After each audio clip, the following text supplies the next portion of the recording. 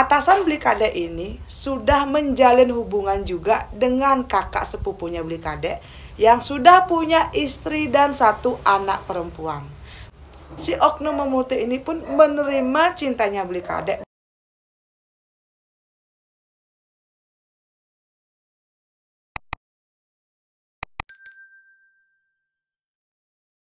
Semetan kumpul yuk ngertojani di dijak saya. Untuk kalian yang mungkin baru bergabung di channel saya, halo, perkenalkan, saya Tusenja. Di channel ini saya akan menceritakan kisah nyata yang pernah dialami langsung oleh narasumber saya. Dan mereka membagikan kisahnya ini melalui DM sosial media. Jadi untuk kalian yang mungkin belum bergabung di channel saya ini, boleh minta like dan juga subscribe-nya. Dan juga sekedar mengingatkan semeton, semua privasi dari narasumber saya akan saya skip karena saya tidak mau nanti ada pihak ketiga yang merasa dirugikan. Nah, jadi narasumber saya hari ini kita sebut saja namanya Blikade.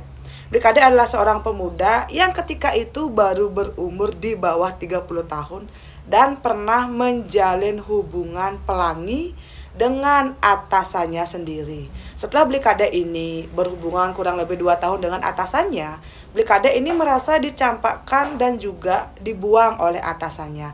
Karena ternyata atasan Blikade ini sudah menjalin hubungan juga dengan kakak sepupunya Blikade yang sudah punya istri dan satu anak perempuan. Blikade ini berasal dari Buleleng Kota dan dia 3 bersaudara. Blikade ini anak kedua, dia ini punya 1 kakak perempuan dan punya adik cowok. Nah, Blikade ini berasal dari keluarga yang biasa saja, semeton tidak terlalu kaya dan juga tidak terlalu miskin. Blikade ini dari kecil sangat terbiasa dididik dengan perhatian yang cukup dari kedua orang tuanya. Dia juga bilang kepada saya, dia tidak pernah sama sekali berpacaran dengan lawan jenis kecuali dengan atasannya ini. Nah, dulunya begini semetonnya. Blikade ini kan sudah biasa sekali pacaran dengan perempuan. Tapi ketika Blikade merasa penasaran dan melanjutkan kehubungannya ini dengan atasannya, Blikade entah kenapa merasa sangat nyaman dan benar-benar merasa jatuh cinta kepada atasannya ini. Atasannya ini adalah seseorang yang berasal dari Bali, punya kedudukan dan juga punya power yang sangat luar biasa di daerah Bali. Dan saya tidak ingin men-spill apa pekerjaannya karena saya yakin kalian pasti ini Mbok Tuya, itu Mbok Tuya. Tolong dong jangan menjadi detektif dadakan, tolong. Dan menurut Blikade, alasan si atasannya ini mengakhiri hubungan pelangi mereka karena ternyata atasannya ini sudah kecantol dengan kakak sepupunya Blikade sendiri. Dan ketika Blikade meminta kepada atasannya ini memilih, kamu pilih saya atau kakak sepupu saya. Dan atasannya ini dengan tegas memilih kakak sepupunya Blikade.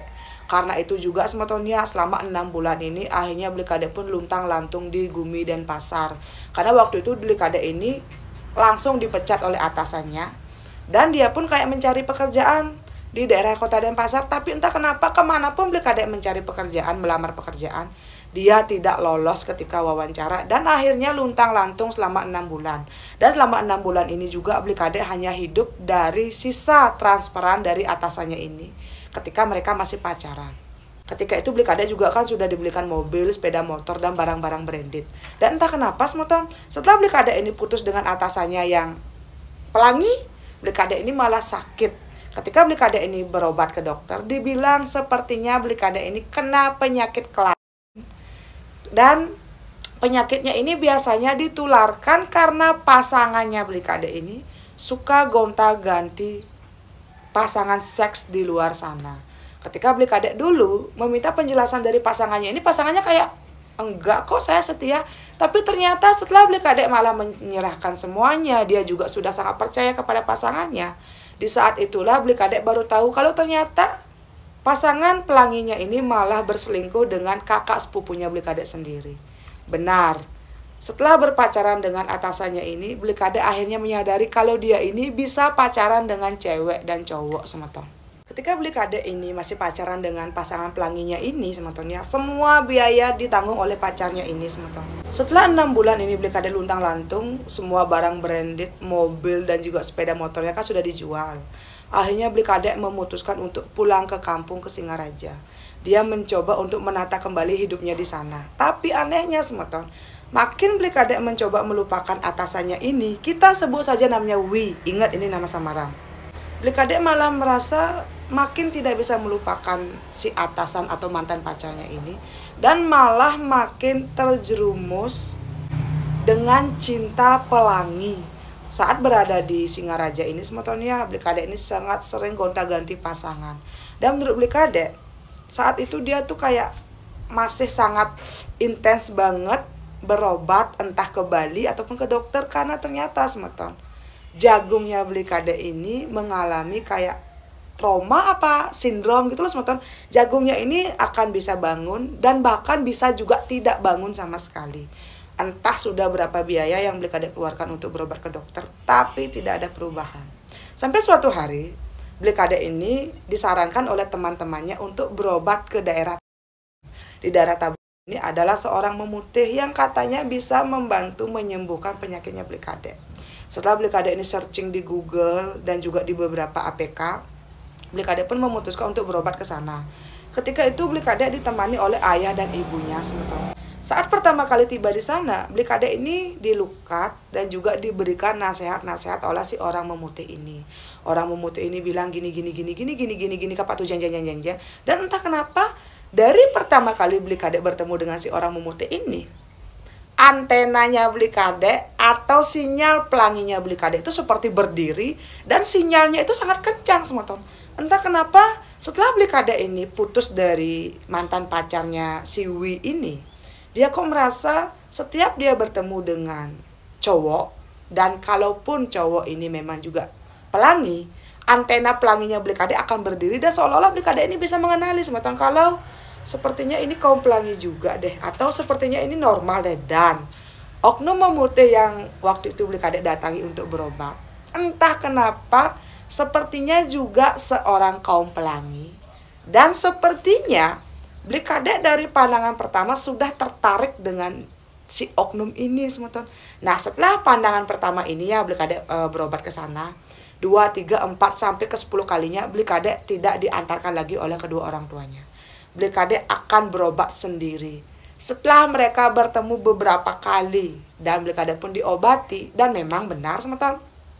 Setelah Blikade berobat ke sana, jagungnya yang tadinya bermasalah kadang bisa bangun, kadang tidak, sekarang mulai normal dan bisa berdiri, yang walaupun kadang-kadang juga masih tidak bisa berdiri gitu loh. Kok Blikade ini merasa sangat nyaman. Mereka pun sering bertemu di luar tempat berobatnya si orang pintar ini. Dan ketika itu setelah mereka ini sering bertemu, sering curhat, Blikade kan sering nih mencurhatkan mantan pacarnya si Wi ini yang dulu gini gitu.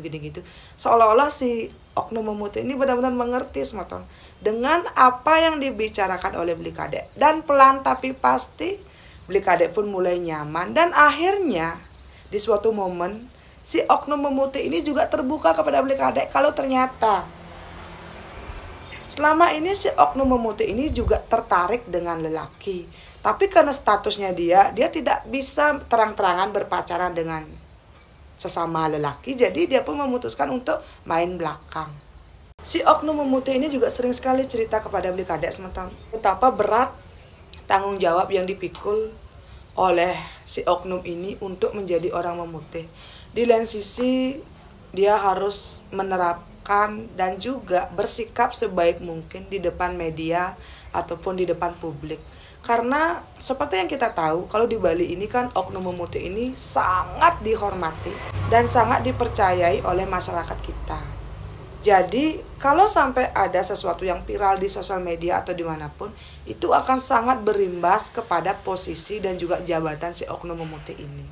Dan di sana juga Blikade akhirnya tahu semeton kalau walaupun ada seseorang yang sudah menjadi orang memutih, tapi mereka itu masih juga punya perasaan, punya hati, juga punya hawa nafsu. Di sana juga mungkin karena Blikade ini sering bertemu, sering curhat, sering telepon-teleponan dengan si oknum memutih ini, lama-lama Blikade ini seperti menyadari kalau sepertinya oknum memutih ini juga menaruh hati kepada Blikade. Dan saat itu Blikade memberanikan diri menyatakan cintanya kepada si oknum memutih. Beberapa kali Beli Kadek selalu ditolak oleh si oknum memutih. Si oknum memutih ini seperti mengingkari atau seperti mencoba berlari dari kenyataan kalau dia juga suka sesama jenis. Tapi Beli Kadek ini tipe-tipe cowok yang sangat suka mengejar dan dikejar. Waktu itu Beli Kadek terus datang ke tempat si oknum memutih ini. Dia tuh bawa makanan. Pokoknya banyak banget barang-barang yang dia bawa yang memang disukai oleh si oknum ini. Sampai akhirnya setelah pendekatan selama kurang lebih 3 bulan, si oknum memutih ini pun menerima cintanya Beli Kadek. Dan akhirnya boom, mereka resmi pacaran. Iya semeton. Akhirnya setelah Beli Kadek bisa move on dan berkenalan dengan si oknum memutih ini, Beli Kadek pun pacaran dengan si oknum memutih yang walaupun menurut Beli Kadek sampai detik itu Beli Kadek belum 100% bisa melupakan mantan pacarnya si Wui ini. Tapi karena Beli Kadek merasa sangat cocok dengan si oknum ini, dia pun memutuskan untuk pacaran semeton. Nah, singkat cerita semetonnya, hari-hari pun dilalui oleh si Beli Kadek dengan si oknum memutih ini. Mereka sangat sering bertemu. Dan pastinya ketika mereka ini bertemu, mereka pasti akan mencari hotel yang sepi. Dan pasti hotelnya ini berada di pelosok desa atau kota. Beli Kadek merasa sangat nyaman ketika berhubungan dengan si oknum ini semeton. Dan dia yakin kalau si oknum ini tidak mungkin akan berani menduakan, mentigakan, atau mengapak-apakan pun dia gitu loh. Nah, suatu hari semetonnya Beli Kadek ini kan sedang merintis TikToknya. Dia tuh kayak berjualan online menjadi TikTok affiliate. Dan dia pun sibuk dong. Jadinya dia tuh akan jarang bisa bertemu dengan pacarnya si oknum memutih ini. Ketika itu kurang lebih sudah 2 minggu dia tidak bertemu. Dan Beli Kadek pun ingin memberikan kejutan kepada pacarnya. Dia tidak bilang kepada si oknum memutih akan datang dan berobat ke sana. Dan ternyata ketika itu salah satu pengayah si oknum memutih ini bilang kalau si oknum ini tidak ada di rumah karena sedang keluar kota. Di saat itu Beli Kadek ini kayak, kok dia tidak bilang kepada saya keluar kota? Beli Kadek pun menelpon dan bilang kepada si oknum kalau dia tuh ada di rumahnya si oknum memutih.